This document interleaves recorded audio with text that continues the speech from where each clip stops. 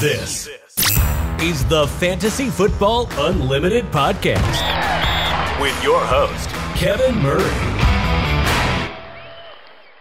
Welcome to the Fantasy Football Unlimited podcast. Today we have Randy again from FanDraft, and we're going to talk about some fun ideas to make your league better. So we're going to talk about league engagement strategies. We're going to talk about some last place punishments.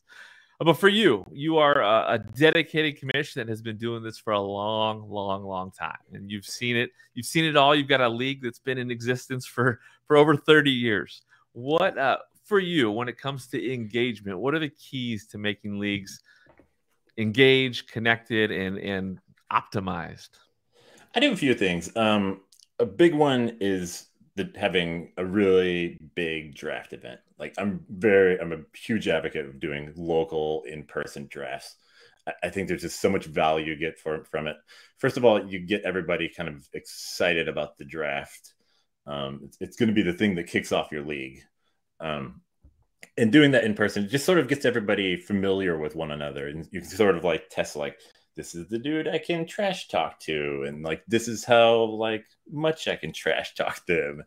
And you sort of figure out like how deep you can start getting into like early trade talks. And so kind of building like the biggest engagement you can do is like do that starting event that's going to get everybody like it sets the tone for the whole season and for what the league's going to be like. Yeah, that camaraderie and rapport you have with league mates, if it's a successful league where people are engaged, you're going to have a much better time communicating when it comes to trades and that kind of stuff. I'm with you with that. Yeah. And sure. Also, like on that same note, just like if you're going to do a big draft event, like make it an event, like go out, get the decor that's going to sort of set the theme for it, get some sort of draft board, any type. Get people excited, preferably FanDraft. But any sort of anything you can do to sort of add on and just make it this exciting event, and you sort of build up to it and send out the emails that are coming up, like when's it going to come up, like build that sort of excitement around it where people are really like anticipating this event. Because the hype, right? Yeah, you hype it up, and what will happen is like every year it'll get really hyped up, and it becomes the thing each year. And I think that's the thing that sort of sets the tone of engagement, because people get really hyped up for that. Once the season starts, they're gonna know everybody and keep it going.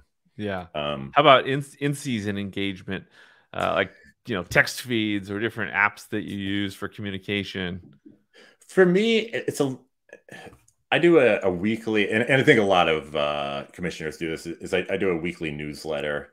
I try to keep it real simple. Yeah, I think when I first started, it would be this elaborate, I'm going to like talk about each team for like a page and eventually start figuring out, wait, I got a job. I got other things to do. So I think keeping it a little simple. There are tools out there like this Canva, for instance. I use MailChimp, and they'll create like an email template for you. And what I'll do is create it. Like I said, I go into a MailChimp, I build a beautiful template. Once you build the template, you're good to go. You just replace the content. I'll get in there and just make some stupid power ranking and write a short little blurb about each team, that little inside jokes, and then cut and paste it, send it through like Gmail. I try to avoid sending it through MailChimp because then people can't reply all. So I'll just copy, paste it in Gmail. Then you get a lot of like talk going on, and people scrutinizing the power rankings, which is always really fun. Yeah, no, I think that stuff is the best for sure. So when you mentioned live drafts, have you done destination drafts before? Yes, all the time. Back in when I first, I do a couple leagues. One is a local league with all Seattle people. That's where I'm based. That's always held here, of course, because very easy. The first one I started over 30 years ago, everybody just over time has moved all over the place. And so it's actually become sort of a treat where we get together once a year for a full weekend. We just do a different place every year. Incredibly fun time. Cool. It's cool. Like with technologies, it's made it so easy. You can just get on the Airbnb, find a place. Every year we start talking like, let's do Vegas this year. Let's do LA. Makes it a really fun time. And, you figure it out. Once, everybody's got a job. There's 12 of you. You have some buying power with 12 people. You get a pretty awesome places. Like we've had some amazing amazing houses. What are the best memories from those? Oh, we had some killer ones in Vegas. I mean, those gets to be some wild times.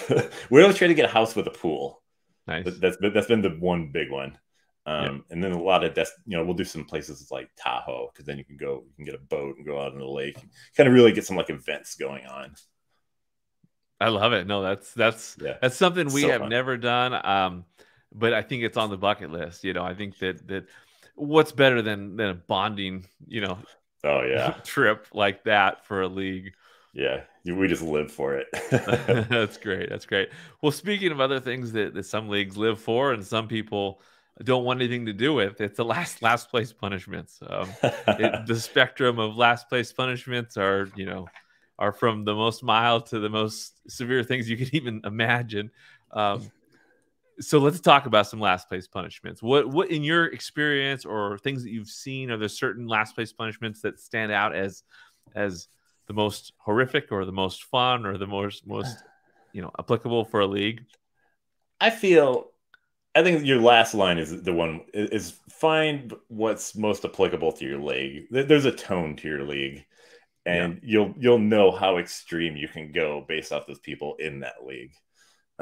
Like, we have a very recreational league here in Seattle. Like, everybody's just very, very down to earth, and nobody really cares what's going on. It's more for like the draft party and get together each week and have some drinks.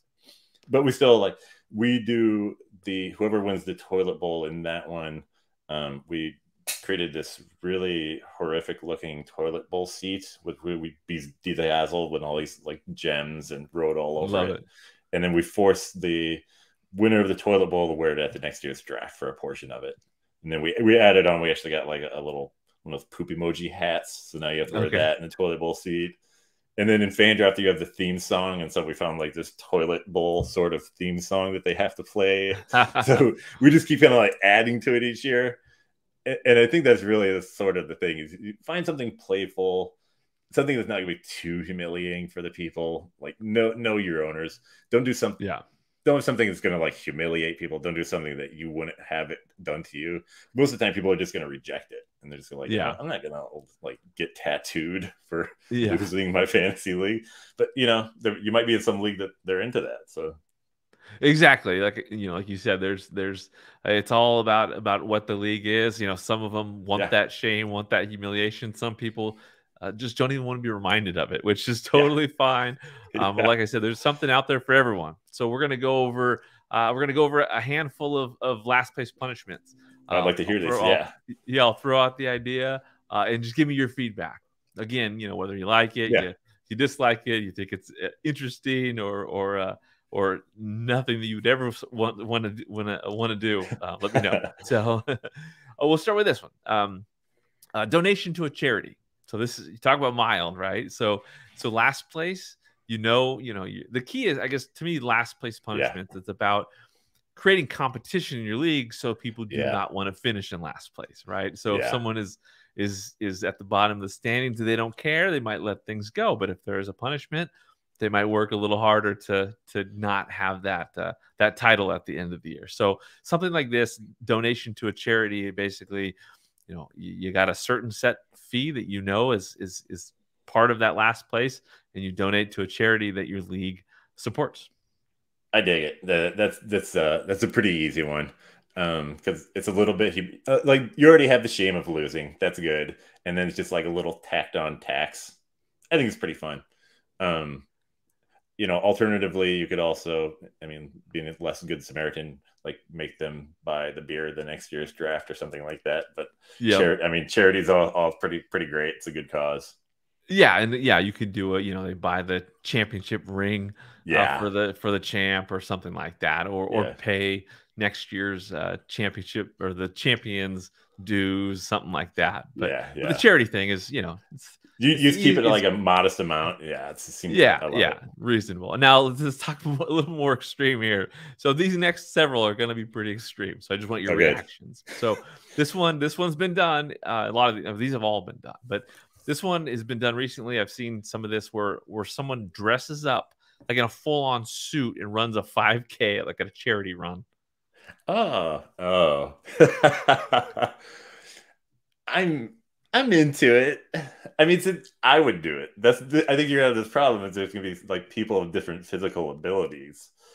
True, And there's also true. the heat issue. Like if you live somewhere really hot wearing a full suit. Wait, is this like Yeah. like an animal suit, like a plush Well, kind of yeah, thing, or no. just a business suit? Yeah, this is like a suit, like a dress suit, but also you could do a costume as well for sure, or some type of themed last place outfit for sure.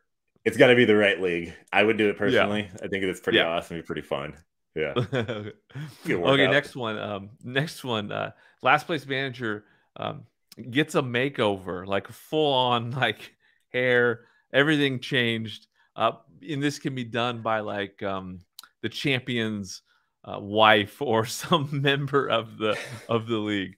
So basically the Oh league boy. gets to could totally redo this individual's fashion and look for a set Do period they of get to time. cut the wait for a set period of time too? Yeah. I Well, don't just know. you transition them into you have that full makeover and And they're a clown for a week. yeah. I think it's another one of the same. I would allow it for myself. I think some people would just I don't know. It's a slippery slope. It could start going somewhere ugly. Well, that's where I think with some of these Yeah. it's am I going to even participate in a league that has Yeah. that? Yeah, Probably no, not. that's it. But it's It's fun to pretty be funny aware though. of. I It is love fun to be aware of. I'm a big fan of that leagues that are so like they take it too serious. Like I love those leagues. Yeah, not my league, but your league. That Yeah, is awesome. yeah, exactly. Let's celebrate fantasy. Okay, next one. No haircut, no shave, no haircut, either one or the other or both until the next draft. Again, I think I love it. I don't think it would work. There's too many excuses. People will be like, "Oh, my job," and it's just, Yeah, yeah. If you're in high school, yeah, do it. there If you you're in go. There you go. college, do it. Why not? Yeah. And then classic, just like a costume at the draft, whether it's a last place shirt or a full on, costume of some sort, you got to wear it to the draft.